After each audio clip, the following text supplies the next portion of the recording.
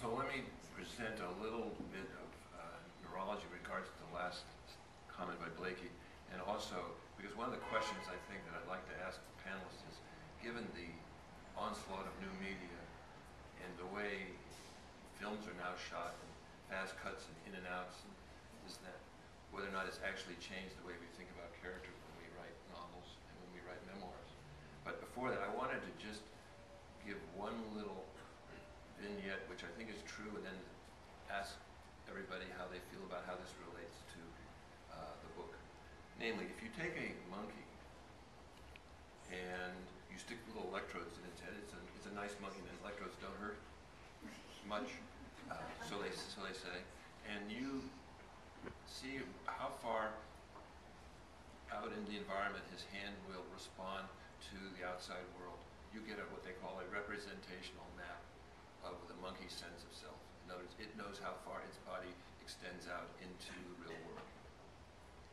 And so let's say this was a glass of water in his hand. It would, as long as his hand was there, the electrodes would fire appropriately. If you then give it a rake, it can stand back here, and the rake will go from here to here, and those electrodes will still fire for the length of the rake, implying the rake is now been absorbed in his body schema. Now, Mark suggests that Holden Caulfield has made it to your sense of self. So let me first ask the panel, who's there? In other words, you guys have all done lots of reading. Who's your favorite character? Which one's had the most influence in some way or another on you? And which one do you think you carried around closest to your heart after all these years? You want to start with you? Well, sure. I can, this changes all the time. But I was just on a panel last week talking about To Kill a Mockingbird for the 50th anniversary of the book.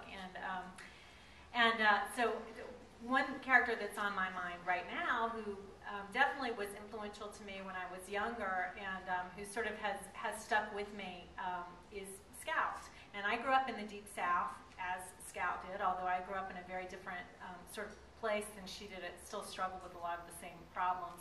And so I think she sort of stuck to my marrow as this kid who was completely unconventional and said all the things she wasn't supposed to say and asked all the questions she wasn't supposed to ask. And so she sort of opened my eyes, because in the South in the 70s, as a young girl, you were grown up, you were raised to be very polite and to not talk about things if they were unpleasant and never to ask the wrong questions.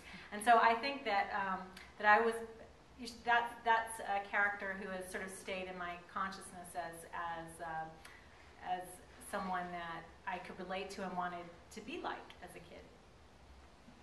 Well, if I start, you will never go home. But one of the characters that whom I fell in love with as an adult is Clara in Isabel Allende's House of the Spirits. I didn't know very much about South America. I had never met Allende, who I now know quite well, but she was such an impossible character. She didn't do what she was supposed to do. It's interesting that we both picked characters who didn't behave. And I think that because she didn't fit in. And we were just talking about the fact that I grew up in Indianapolis, Indiana, as did Kurt Vonnegut, and I can tell you I didn't fit in. And so literature of all kinds made it possible for me to see that there were people who were different. And that is to me very important, and our ability to envision that maybe what we want to do is okay. Yeah, I'm probably more Huck Finn than anybody else, but I think that it's also to get a story in your mind, and I draw from things sort of a response. I can be looking at something in life, and I will say, don't marry Heathcliff. And I know what that means, and I think you all know what "don't marry Heathcliff" means. And in terms of the memoir thing, I have to say a little bit. It's I think fiction and memoirs you're trying to tell the truth, and the truth I told in the Eden Express was that mental illness was all done and tied up with a bow, and I was done and went went to medical school and lived happily ever after, and it was a lot of my inner strength and character did that. And now mental illness doesn't go away, and it has very little to do with my strength. But it's I mean, the power of just being able to read is you know, it is amazing. But I have, you know, I'll shift back and forth from any novel I can get my hands on.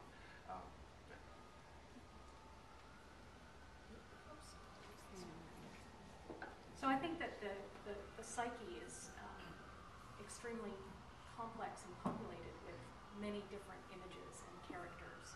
So I find that I have just a million different characters in me at any moment who on the verge of being expressed.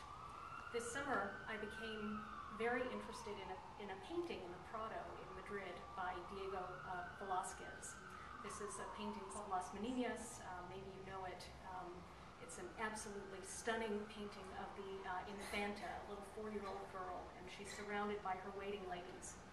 What Picasso obsessively painted or repainted this painting. He did a whole series of 50, so it's clearly something that grips people's minds, and it gripped mine to the point where I actually had to go to Madrid to look at it.